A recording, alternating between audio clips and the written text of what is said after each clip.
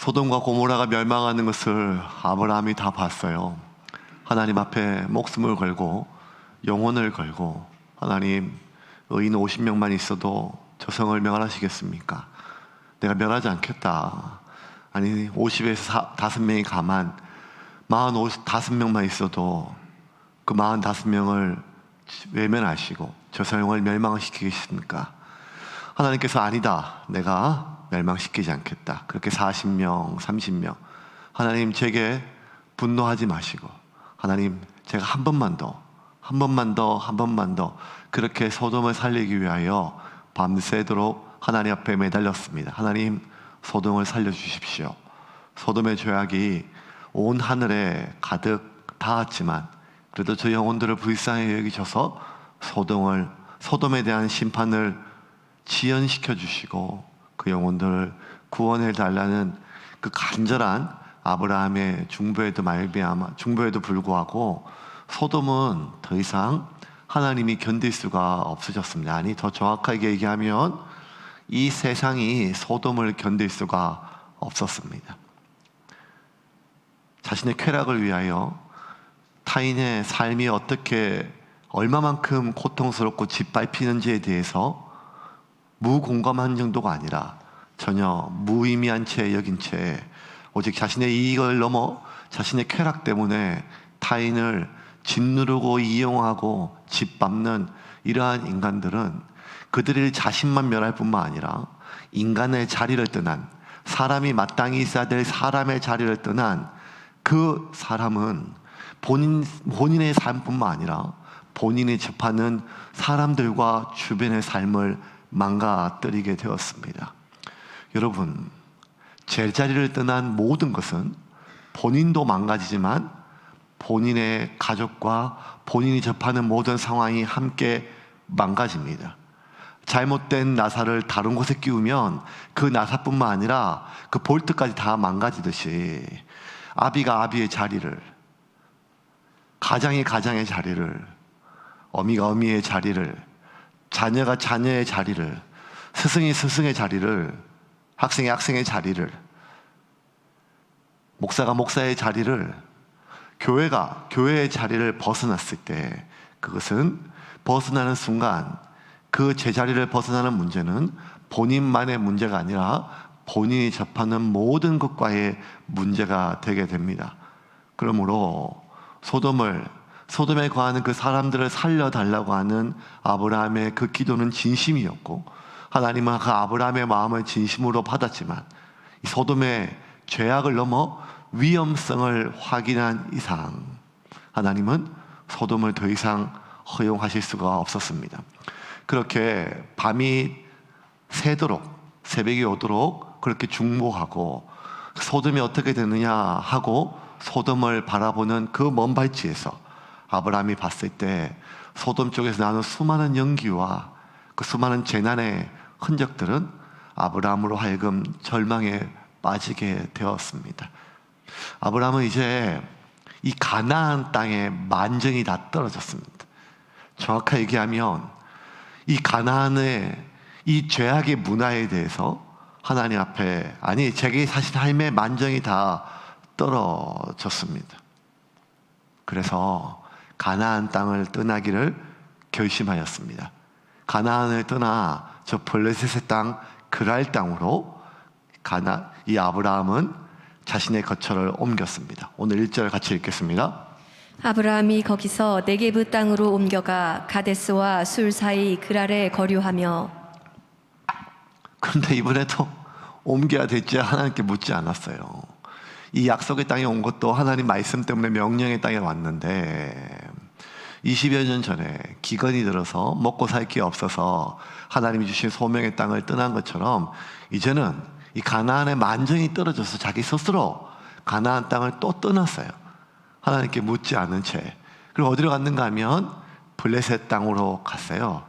근데 우리가 봤을 때 가나안이나 블레셋이나 거기서 거긴데, 여러분 여기 떠난다고 뭐 어디 좋은 데 있을 줄 아세요? 예. 그렇다고 여러분 이렇게 뭐 직장 옮기는 거 제가 뭐라 하는 거 아닙니다. 옮기세요. 한 푼이라도 더 주면 옮기세요. 그런데 사람 사는 데가 거의 거기라는 것입니다. 근데 그 땅으로 갔습니다. 갔는데 그 땅으로 이주한 게 문제가 아니라 25년 전에 20여 년 전에 자기가 했던 그 실수를 이 블레셋 땅 그랄 땅에서 똑같은 실수를 해요. 애굽으로 넘어가면서 자기 아내 미모가 너무 출중하여 자기가 죽임당할까봐 누이 동생이나 속여서 그렇게 자기 마누라 팔아먹고 바로 왕한테 하나님 앞에 엄청난 범죄를 저질렀음에도 불구하고 하나님의 특별한 보호하심으로 그렇게 나왔잖아요. 근데 똑같은 죄를, 똑같은 실수를 또 해요. 20여 년 지났어요. 그죠? 사라가 더 늙었단 말이에요. 근데 도대체 이 사라의 미모가 어느 정도인지 저도 좀 궁금합니다, 지금. 그런데 이 사라의 미모 때문에 자신이 죽을까봐 똑같은 실수를 그랄 땅에 도착하자마자 또 사라한테 이야기를 합니다. 오빠라 불러. 남들이 누구냐고 물으면 오빠라고 해. 이렇게 얘기를 하고 또 소문이 나서 그랄 땅 아비멜렉 왕에게 바쳐지고 그 순간에 하나님께서 강력하게 그 아비멜렉의 꿈에 나타나셔가지고 네가 어떻게 큰 죄를 저지르냐, 이 여인은 그냥 네가 취할 여인이 아니고 남편이 있는 여인이다. 그리고 하나님께서 이 아브라함의 자손을 통해서 특별히 이제 곧 이삭을 가질, 이미 이삭을 가졌을지도 모르는 귀한 몸이거든요.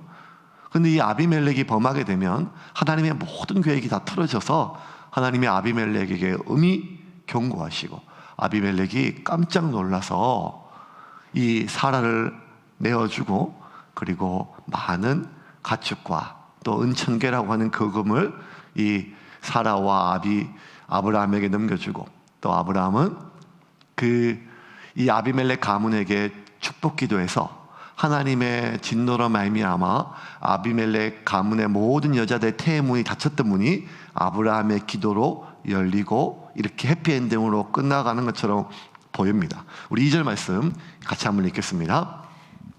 그의 아내 사라를 자기 누이라 하였으므로 그랄 왕 아비멜렉이 사람을 보내어 사라를 데려갔더니 자, 아니 왜 이런 실수를 자꾸 실수하게 하기엔 이 비겁함이 왜 자꾸 나올까요? 여러분 이해가 되세요? 20여 년 전에는 그래도 그때 뭐 처음이니까 하지만 그 일을 통해서 하나님이 어떤 분인지 알았잖아요. 하나님은 단순히 자기가 살았던 그 이란과 이라크의 그 접경 지역에 있는 갈대아 우르 아니면 이 가나안 땅에 그 지역을 다스리는 그런 지역 담당의 신이 아니라 하나님이 이 모든 바로뿐만 아니라 애굽뿐만 아니라 이 온 세상의 모든 것들을 하나님의 주권 안에 두신 이 세상의 창조주시오 참 주권자이심을 다 알았던 그랬기에 아브라함이 자기 롯이 잡혀갔다는 이야기를 듣고 저 메소포타미아 그 강대국 4개국 연합국에 홀로 자신의 집에서 기렀던 그 가병들과 함께 전투에 나와서 목숨을 걸고 싸웠던 이 아브라함의 용기, 기계, 하나님에 대한 그 믿음, 소명에 대한 삶, 헌신, 이런 게 다 어디 갔는지를 모르겠어요. 왜 이럴까요? 왜 이럴까요? 제가 진짜 궁금해서 옛날에도 이 본문이 너무 궁금했거든요. 그래서 옛날에 있던 교회에서 권사님들한테 물어봤어요. 아브라함이 왜 이렇죠? 그랬더니 권사님들 한결같이 얘기해요. 머시마들은 다 그래. 이렇게. 머시마들은 다 그래. 죽을 때까지 철이 안 들어. 우리 영감도 철이 안 들고 죽었어. 이렇게 얘기하시더라고요. 여러분 남자들이 다 그래서 그런가요? 아니면 원래 한 번 마누라 팔아먹은 놈이 두 번들 못 팔아먹겠습니까?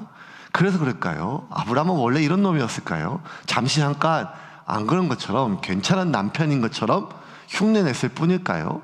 왜 그랬을까요? 도저히 이해할 수 없죠. 근데 한 가지 우리가 알 수 있는 것은 무엇인가 하면 사람은 치료가 되어도 회복이 되어도 또 실족하고 재발할 수 있는 존재라는 것입니다.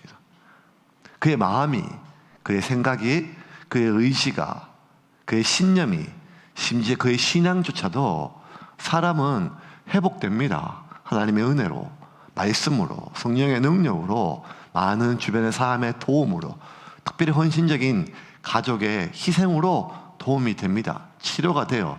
그런데 그렇게 치료되었다고 끝나는 것이 아니죠. 왜냐하면 죄는 인간 안에 있는 이 악은 어쩌면 암보다 더 지독하기 때문입니다. 수술로 잘라내고 그 독한 약으로 다 죽이고 그것도 모자라 그 위험했던 그 무서운 방사능으로 다 실을 말렸다고 끝났다고 생각해도 어느 순간 돌아보면 스물스물 피어올라 온몸에 퍼져 있는 게 암이라면 어쩌면 이 죄는, 이 악은 우리의 영혼의 그 깊은 DNA 속에 흔적을 감춘 채 존재하고 있는 그러한 죄의 문제는 언제든지 우리의 영적 면역력이 약해졌을 때 우리의 마음과 우리의 의지를, 우리의 소망을 뚫고 튀어나와 우리의 삶을 있어야 될 자리에서부터 벗어나게 만듭니다. 남편이 아내를 보호해야죠. 가장이 가족을 보호해야 되죠.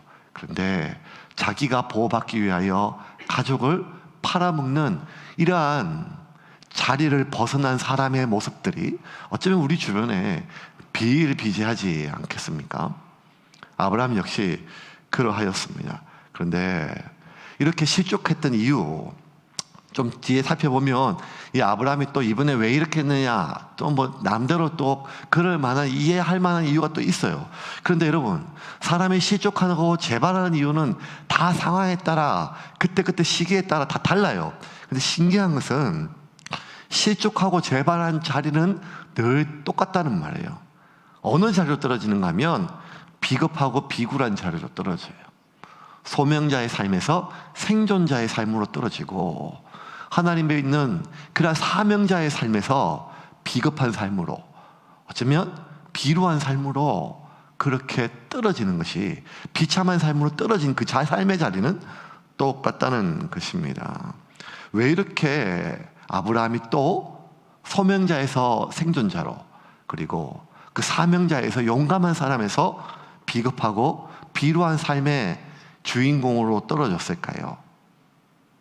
그 중에 한 가지 이유는 그가 믿음의 사람이었고 믿음의 조상이었고 누구보다 신앙이었는데, 신앙인이라 할지라도 삶의 위기가 다가오면 그 다가오는 위기의 크기가 아니라 자기가 예상하는 크기가 있어요. 이게 중요해요, 여러분. 그러니까 제가 몇 번 얘기했잖아요. 공황이라고 하는 것은 정말 죽을 것 같은 패닉 같은 상태가 있어요. 호흡이 멈춰지고 막 죽을 것 같은 죽음의 공포. 근데 공황장애 환자라 할지라도 이 인생에서 공황을 경험하는 경우가 별로 없어요. 한두 번이에요. 근데 뭐가 공황장애인가 하면 그때 너무 두려웠던, 이 아팠던 그 기억이 있는데, 그게 이 공황이 다시 올 것 같은 이 몸의 증상들이 있어요. 스물. 그러면 공황장애 뭐가 있는가 하면, 공황이 올 것 같아서 불안해서 뒤집어지는 게 공황장애예요. 공황 자체보다는.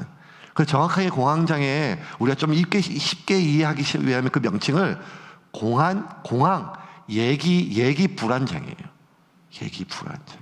근데 이게 인간에게 몸에 이렇게 정서가 나타나듯이 우리의 정서도 그래요. 무언가 삶에 자라면서 가난에 지독실히 가난 때문에 힘들면, 지금 그렇게 가난하지도 않는데 앞으로도 그 정도는 아닌데 무언가 가난의 흔적만 비춰도 말로 닿을 수 없이 불안해가지고 뭘 붙잡아야 돼요. 여러분, 우린 진짜 가난해서 굶어 죽기 어려운 배를 가지고 있어요, 지금. 여러분, 배를 보세요. 이게 지금 진짜 이게 40일 금식기로 충분히 버틸 수 있는 지방이 다 축적돼 있단 말이에요. 그러니까 여러분, 우리가 사는 데 있어서 다 먹고 산다 하는데, 여러분, 우리가 진짜 그 정도의 삶이 아니거든요. 근데 그럼에도 불구하고 이전에 보릿고개 때 정말 먹을 것이 없어서 굶어 죽는 우리 이전 세대의 그 예기 불안의 수십 배를 우리는 생존, 아니 노후에 대한 불안을 안고 살아갑니다. 이것은 무신론자나 불신론자나 더군다나 하나님께 내 모든 삶을 맡겼다고 하는 신앙인이나 동일하다는 것입니다.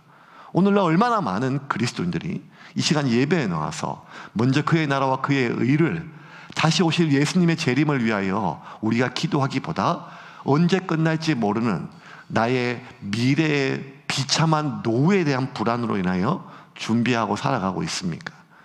이게 인간의 모습이라는 거예요. 신앙인도 마찬가지라는 거예요. 아브라함이 자신의 삶에 위기가 다가오는 것을 느꼈어요. 그러자 실제로 다가오는 위기보다 훨씬 더 큰 위기를 그가 상상하여 불안 속에서 그의 시야가 좁아집니다. 신앙이랄지라도 위기가 닥쳐오면 그 위기는 현실보다 자신의 마음과 생각 속에서 훨씬 커져 그 사람의 시야를 좁아지게 만들어요. 그래서 소명에서 생존으로 가요. 사명에서 비급함으로 간다는 것입니다. 보호하는 사람에서 내가 그 보호하는 대상을 희생시켜서라도 내 자신을 지키고 싶은 끈적한 그 삶의 욕망이 올라온다는 것입니다. 아브라함이 왜 이렇게 됐는가 하면 이제 가나안 땅의 염증을 느껴서 이 블레셋 땅 그랄 땅으로 갔지만 가나안 땅에 있을 때 이미 몇 번의 위기를 넘겼고 특별히 이 메소포타미아 그 4개국과 싸워서 이겨서 특히 소돔에 있는 수많은 사람들을 구원해줘서 아브라함은 이제 가나안의 굉장히 큰 실력자예요. 가나안 땅에서는 아브라함을 얕볼 수도 없고 오히려 아브라함의 보호를 받을 정도로 가나안 안에서는 자신의 영향력이 탁월했어요. 근데 자신의 영향력과 많은 삶의 터전들이 가나안에서는 괜찮았지만 이제는 가나안이 자기가 싫어졌던 거죠. 그래서 그랄 땅에 왔어요. 근데 이 그랄 땅은 블레셋 땅이에요. 아비멜렉은 왕의 아버지, 나의 아버지가 왕, 내가 왕, 뭐 이런 뜻이에요. 그러니까 이 아비멜렉은 우리가 이집트의 왕을 통틀어서 바로라고 부르는 것처럼 아비멜렉은 블레셋의 왕에 대한 일반 명사예요. 이 블레셋의 왕을 다 아비멜렉을 이렇게 불러요. 근데 이 블레셋이라고 하는 민족은요, 원래 가나안 땅의 팔레스타인 지역에 살았던 거주했던 민족이 아니라 이 주전 한 15세기경에 출애굽 당시에 이스라엘 백성들이 애굽에서 가나안 땅에 입성할 그 무렵에 그 비슷한 무렵에 가나안 땅에 정착했던 민족이에요. 이들은 원래 어떤 민족인가 하면 해양민족이에요. 해양민족. 해양민족은 주로 농사를 짓는 게 아니기 때문에 이들의 생계는 주로 해적질이에요. 해적질. 그래서 어느 시기에나 어느 대륙이나 해양민족은 굉장히 강하고 야만족이에요. 저 북쪽의 북유럽에 있어서 강력한 해양민족을 우리는 바이킹이라 불러요. 바이킹. 여러분 잘 모르시죠? 뿔 달리고 막 이렇게 나와 있는 그런 바이킹. 이게 바이킹은 유럽에 있는 많은 민족들을 약탈했던 거죠. 예. 이 남쪽에 있는 이 한반도의 반도의 섬쪽에 있는 해양민족이 일본이죠. 약탈하고 왜구들. 그런 것처럼 이 팔레스타인 지역에 있는 지중해와 그 다음에 북아프리카 사이에서 약탈을 일삼았던 민족이 이 블레셋이라고 하는 민족인데 이제 그 팔레스타인 짝에 정착을 했어요. 그러니까 굉장히 강력해요. 잘 싸워요. 기골이 장대해요. 여러분 골리앗이 키가 얼마나 큰지 여러분 우리가 성경을 통해서 알고 있지 않습니까? 그러니까 굉장히 건장한 그런 민족이에요. 굉장히 풍폭하고 가나안 민족이 블레셋 민족한테 져요. 포악스러워요. 더군다나 이 블레셋 민족은 다곤 신이라고 하는 신을 믿어요. 물론 이 가나안 전체가 바알 신을 믿지만 다른 이름이지만 바알 신 계열이지만 다곤 신이라고 하는 신을 믿어요. 그러니까 아브라함이 생각할 때 자기가 자기 동네에는 좀 알아주지만 남의 동네고 더 강한 민족이니까 이 동네 가면 자기를 아는 민족도 없고 자기가 애굽에 갔을 때나 똑같이 여긴 거예요. 더군다나 나는 하나님을 믿는데 하나님은 이 하나님의 땅, 이 약속의 땅에서는 여전히 능력이 있지만 이 블레셋 땅에서 하나님은 또 그 하나님을 믿는 나는 나의 신앙은 굉장히 작게 여겨진다고 여겨졌어요.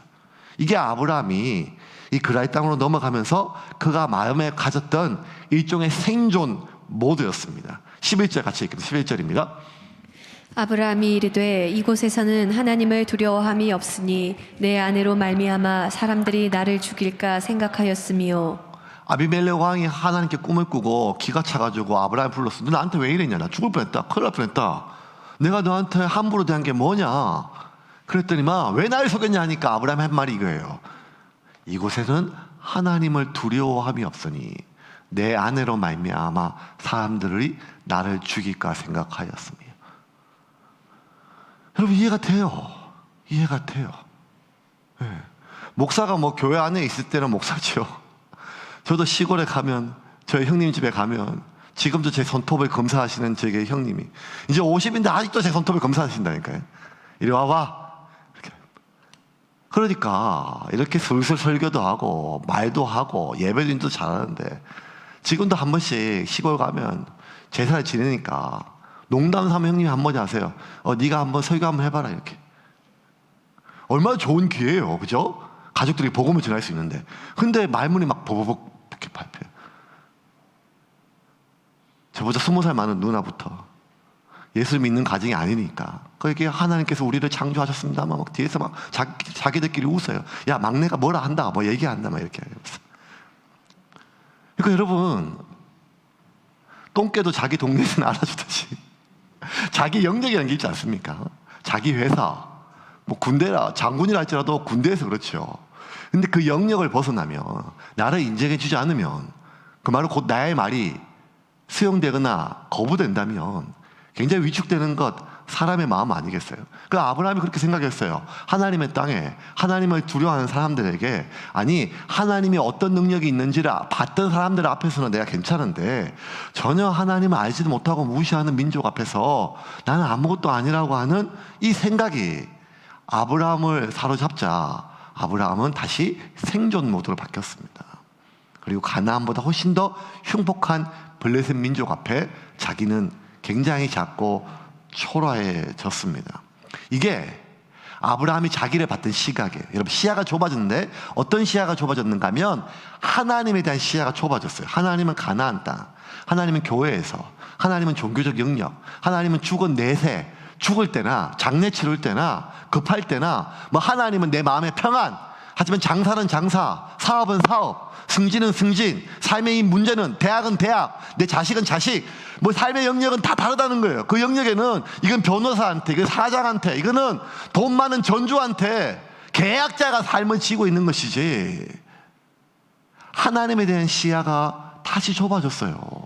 지난 수십 년 동안 하나님이 아브라함이 하신 일은 아브라함의 시야를 넓히는 거예요. 좀 넓게 봐라. 너를 부른 나는 이런 자그마한 민족신, 네가 알고 있는 신의 개념과 다른 것이다. 그리고 이런 내가 너를 불렀는데 너는 그를 내가 작게 쓰고 생존자가 아니라 내가 이 모든 나라, 모든 민족의 축복의 근원으로 복을 많이 받은 사람, 그 사람을 넘어서 복을 많이 흘려보내는 축복의 근원으로 너를 삼겠다. 그래서 수십 년 동안 아브라함의 시야가 넓어지고 하나님에 대한 시야가 넓어졌는데 위기 상황이 들어오니까 다시 원래대로 돌아왔어요. 그러니 불안한 거예요. 그러니 두려운 거예요. 그 불안과 두려움이 그 용맹했던 아브라함을 비겁한 사람으로, 마누라 팔아먹는 그 이전의 삶으로 다시 돌아오게 만들었어요. 왜? 자기 자신에 대한 이해가 뒤틀렸기 때문이에요. 그럼 여러분, 이 아브라함을 바라보는 타인의 시각은 어땠을까요? 오늘 본문에 이 그랄 땅 왕, 블레셋 왕 아비멜렉이 이 아브라함을 어떻게 보는지 한번 봅시다. 8절과 9절입니다. 같이 읽겠습니다. 아비멜렉이 그날 아침에 일찍이 일어나 모든 종들을 불러 그 모든 일을 말하여 들려주니 그들이 심히 두려워하였더라. 아비멜렉이 아브라함을 불러서 그에게 이르되 내가 어찌하여 우리에게 이렇게 하느냐? 내가 무슨 죄를 내게 범하였기에 내가 나와 내 나라가 큰 죄에 빠질 뻔하게 하였느냐?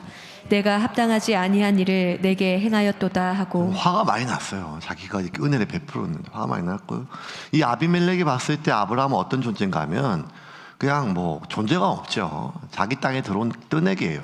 왕이 뭐 알 필요도 없는 그런 사람이에요.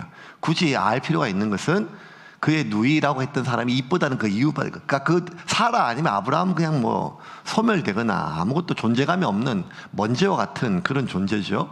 그리고 저에게 은혜를 베풀었어요. 도움이 필요한 존재예요. 이 땅에 내 땅에 살려면 내 도움이 필요하고 내 도움을 받는 자예요. 더군다나 자기가 은혜를 베풀었는데 오히려 자기를 배신하고 위기에 빠뜨렸어요. 나쁜 놈이에요. 비겁한 놈이에요. 마누라 팔아먹고 왜 네 마누라를 나한테 누이라고 속였느냐 하는 이 말은 그 경멸과 모욕이 다 있어요. 그러니까 여러분, 아비멜렉이 볼 때 아브라함은 굉장히 비겁하고 비굴하고 존재감가 없어요. 그런데 여러분, 더 정확하게 이야기하면 아비멜렉은 아브라함을 잘 몰라요. 어떻게 알겠어요? 지금 한번 봤는데요. 아브라함이 살았던 100년의 인생을 아비멜렉이 어떻게 알겠어요? 모르죠. 그런데 자기에 대해서 잘 모르는 아비멜렉이 하는 말에 아브라함은 묶여요. 저 사람이 나를 좋게 보면 나는 괜찮은 사람이고, 저 사람이 나를 함부로 보면 나는 존재감이 없게 여겨져요. 이게 참 인생에서 너무 큰 비극이에요. 나를 잘 알지도 못하는 사람들의 말에 내가 묶인다니까요. 나를 잘 알지도 못하는 사람의 시선에 내가 갇혀요. 저는 이런 거 볼 때마다 참 많은 사람들의 자존감, 자의식, 정체성 뭐 이런 거 되게 중요한데, 그 사람들의 모든 자존감과 자의식, 정체성 뭐 이런 거 치유하고 내적 치유하고 상담하면요, 전체 그냥 그 말에, 지나가는 말에, 의미 없는 말에 묶인 사람들이, 잘하지 못한 사람들이 얼마나 많은지를 몰라요. 잘 알지도 못하는데요. 제가 몇 번 그 네덜란드 의사이자 동화 작가인 반 에델의 어린 요한이라고 하는 이야기 하나 들려줬잖아요. 여러분 기억나세요? 아버지하고 아들이 길을 가다가 산에 버섯 따러 갔는데 버섯이 이렇게 몇 있었어요. 근데 이제 버섯끼리, 동화니까 버섯끼리 사람처럼 얘기를 해요. 근데 아들이, 요한이라고 하는 아들이 어떤 버섯을 잘라니까 아버지가, 에이! 따지 마! 왜요, 아버지? 그거 독버섯이야. 그러고 지나갔어요. 그랬더니만 이 버섯이, 사람들이 지나니까 지들끼리 말을 하면서 독버섯이라고 지명받은 이 버섯이, 나보고 독버섯이래. 확 죽어버려야지. 진짜 막 쓰러졌어요. 그러니까 옆에 있는 버섯이, 아니 왜? 그랬더니만 나보고 독버섯이라고 그러잖아. 독버섯. 그랬더니 옆에 있는 버섯이 이렇게 얘기해요. 그 작은 한마디인데 저한테 너무 인상적이었어요. 그거 사람들이 하는 말이잖아. 사람들이. 버섯은 버섯의 이유가 있죠. 사람들이 하는 맛인데. 여러분, 근데 여러분, 독버섯이는요, 식탁의 논리예요. 먹으면 안 되는. 그죠? 식탁의 논리일 뿐이에요.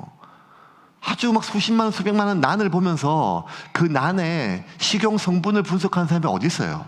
색깔이나 크기를 보죠. 그건 관상의 논리죠. 다이아몬드를 보고 이 다이아몬드의 식용 성분을, 독성이 얼마나 있는지를 보는 사람이 어디 있어요? 그냥 색깔이나 광택을 보죠. 그게 보석의 논리예요. 보석의 논리든 관상의 논리든 무슨 논리든지 간에 그 논리를 할지라도 그 사람의 논리예요. 사람의 논리에서도 그냥 자신의 필요에 따라 식욕의 논리, 독의 논리, 지극히 식탁의 논리일 뿐이에요. 그런데 나를 알지도 못하고 내가 뭔지도 모르는데 그 나를 알지도 못하는 사람의 그 말에 내가 독버섯이라는 그 말을 듣고 속상해서 마음의 분노를 품어서 정말 독버섯이 되든지 아니면 죽어버리는 인생들이 얼마나 많습니까?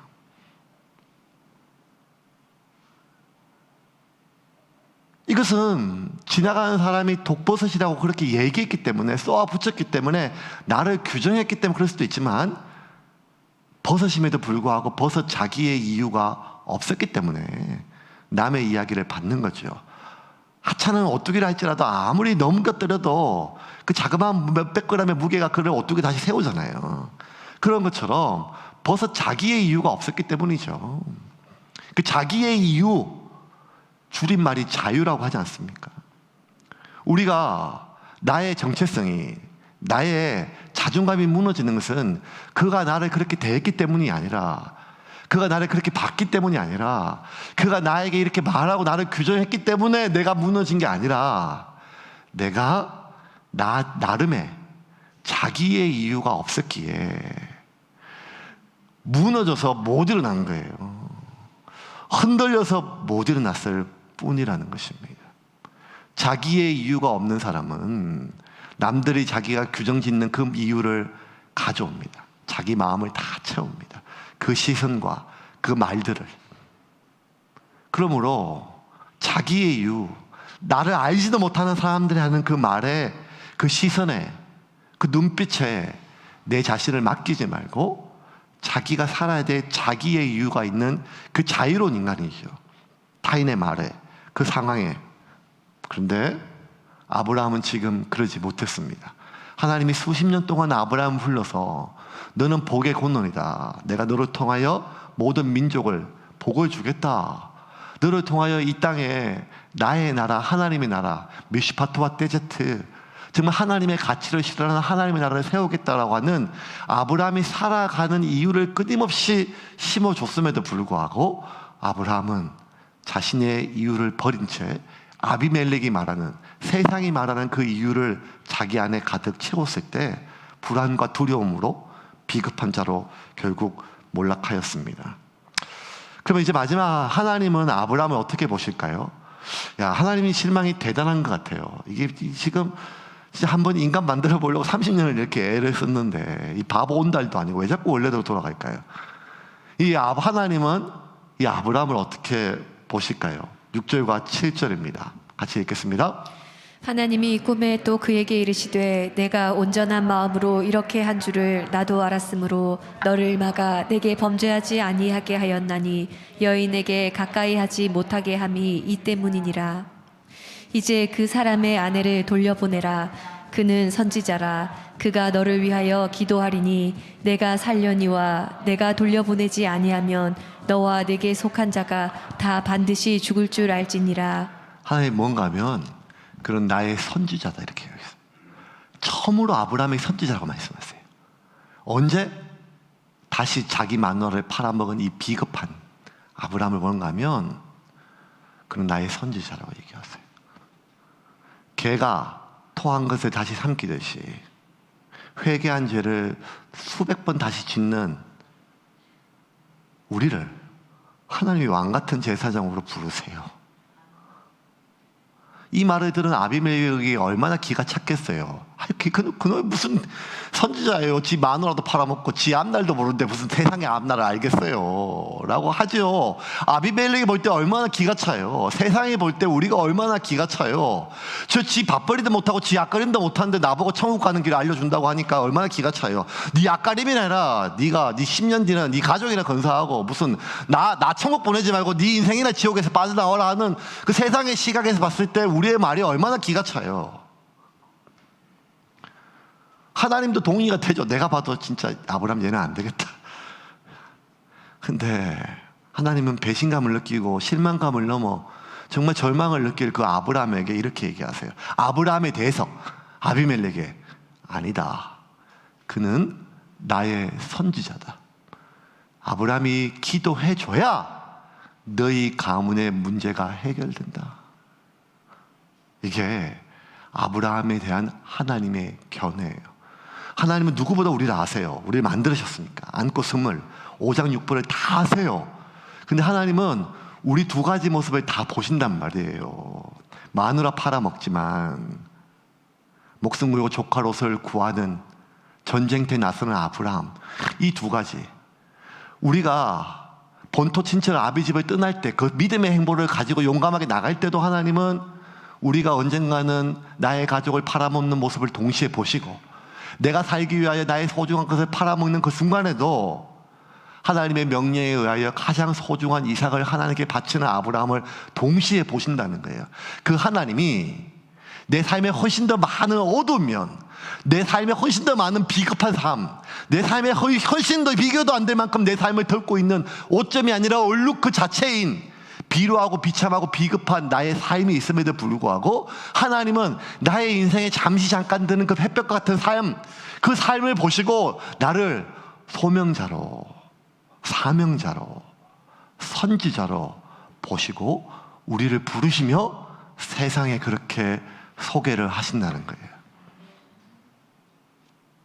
근데 그 하나님의 말에 아비멜렉이 반박하지 않았어요. 하나님 안 돼요. 그거는 선지자급이 아닙니다. 반박하지 못했어요. 왜?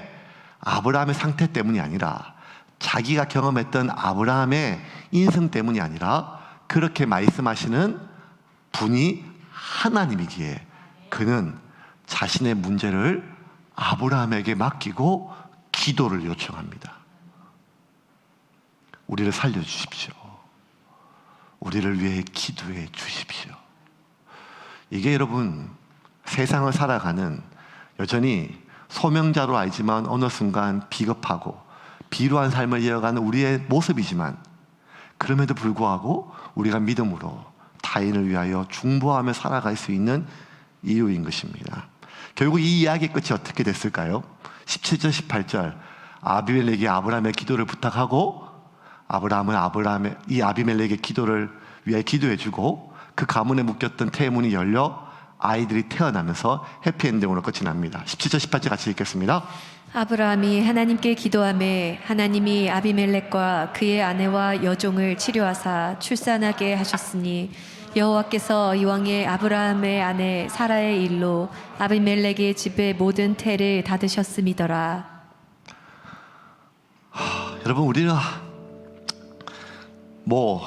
설교 준비한 저 자신도 신나게 아브라함을 비난하고 또 평가했지만 저 역시 설교하는 이 순간은 참 선지자처럼 하나님 말씀을 전하지만 어느 순간 돌아보면 나의 얼마 안 되는 한 줌에 되는 그 이익을 지키기 위해서 남들을 속이고 위선으로 포장하며 우리가 어제를 먹이신 하나님을 우리가 신뢰하고 어제를 먹이신 하나님이 나의 오늘을 먹이시고 오늘을 먹이신 하나님이 내일도 먹일 것을 우리가 신뢰하며 삽시다라고 그토록 수십 번 핏대를 높이며 설교했지만 설교를 마치고 강단에 내려온 주일 저녁 저 역시 10년 뒤 20년 뒤 집 한 칸 없는 나의 삶이 어디로 갈까를 걱정하는 내 자신을 보면 여러분, 우리는 수시로 선지자에서 비겁자로, 소명자에서 비겁자로, 비루한 삶으로 자꾸 떨어집니다. 언제쯤 우리가 이렇게 헐헐 날아서 좀 비겁하지 않고 용감하게 자유롭게 그 사람들의 시선과 그 모든 말로 나에 대한 타인의 기대와 내 자신의 얽매이는 모든 후회와 해안으로부터 좀 벗어나서 자유롭게 살 수 있을까요? 더 이상 비루하게 누구에게 빌부터 살지 않아도 될 만큼 많은 돈을 가지고 있을 때 우리가 그 누구에게도 그 무엇에도 속박받지 않는 자유로운 삶을 사는 것이 아니라 자기의 이유가 있을 때 우리는 비로소 자유로운 것입니다. 왜냐하면 이 세상은 끊임없이 우리를 잡아당기기 때문이에요. 왜 우리가 그토록 반복적으로 소명자에서 선지자에서 비겁자로 죄인으로 자꾸 추락하는가 하면 중력 때문이에요. 중력처럼 이 세상은 내 안에 있는 죄의 본성은 끊임없이 소명자로 선지자로 축복자로 축복의 건으로 살고 싶은 우리를 자꾸만 땅 아래로 비겁한 땅 아래로 비루한 삶으로 현실의 장벽으로 우리를 자꾸 끌어당긴다는 거예요.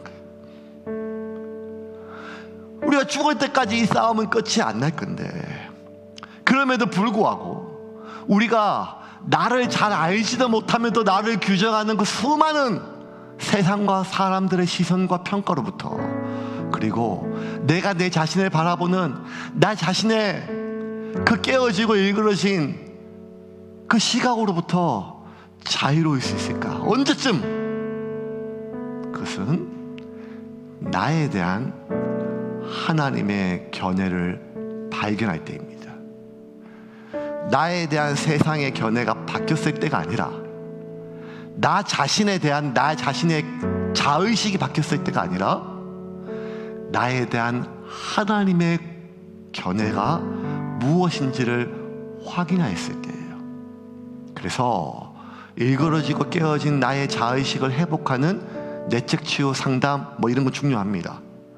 나에 대한 타의식을 변화시키고 업그레이드 할 수 있는 성취와 노력과 업적 이것도 중요하지만 결국 우리가 흔들리지 않는 내 삶의 인생의 내 삶의 이유, 자기의 이유, 그 자유는 나에 대한 하나님의 견해를 내가 매 순간마다 확인하며 살 때입니다. 그렇게 내 자신에 대한 자기의 이유, 하나님으로 말미암아 내 자신에 대한 자기의 이유, 자유를 가진 사람은 세상의 그 무엇으로부터 평가로부터 나 자신의 기대와 실패와 실망으로부터 자유로울 수 있어요. 그렇게 나 자신으로부터 자유로운 사람은 세상으로부터 자유로운 사람은 이 세상에 대하여 살아갈 이유에 대해서 말할 수 있어요. 다 타인에 대하여 살아갈 이유에 대해서 말할 수 있어요. 그것을 선지자라고 얘기해요. 왜냐하면 이 세상에 대한 하나님의 견해, 타인에 대한 하나님의 견해, 나 자신에 대한 하나님의 견해, 그것을 성경은 단 두 글자 진리라고 얘기합니다. 진리. 그리고 그 진리에 대해서 예수님은 진리를 알지니 진리가 너희를 자유케 하리라 하였습니다. 그러므로 우리가 언제 자유로운가 하면 그 사람들을 신경 쓰지 않을 만큼 내가 높아졌을 때가 아니라 그 사람들의 소유에 대하여 내가 더 이상 부러워하지 않을 만큼의 소유를 가졌을 때가 아니라 내가 이 세상을 살아갈 이유를 하나님으로부터 받은 사람, 그리고 내가 어떠한 존재인지 날마다 세상이 아니라 하나님으로부터 확인하고 있는 사람은 내 자신의 삶으로부터 자유로울 뿐만 아니라 타인을 자유롭게 하는 사람입니다. 그 진리를 선포하는 사람을 우리는 선지자라고 합니다. 예수 그리스도가 내 안에 있는 사람은 누구나 선지자입니다. 목사가 선지자가 아니라, 신부가 선지자가 아니라, 그 어떤 종교인이 선지자가 아니라 내 안에 예수 있음을 확인하고 그 예수로 말미암아 내가 누구인지를 날마다 확인하여 그 나에 대한 예수님의 견해로 말미암아 내가 자유를 누리고 있는 사람은 진실로 타인을 자유케 하는 자입니다. 그러므로 이번 한 주 선지자의 삶을 회복하시기를 주님의 이름으로 축원합니다. 여러분이 누구인지를 그 세상에, 그리고 내 자신의 실망에 빼앗기지 말고 나에 대하여 말씀하시는 그 지금도 내 안에 계신 예수님의 음성에 귀를 기울이고 그 진리 안에서 자유를 누리며 타인을 자유케 하는 그런 여러분이 될 때 우리는 이 세상을 선지자로 살 수가 있는 것입니다.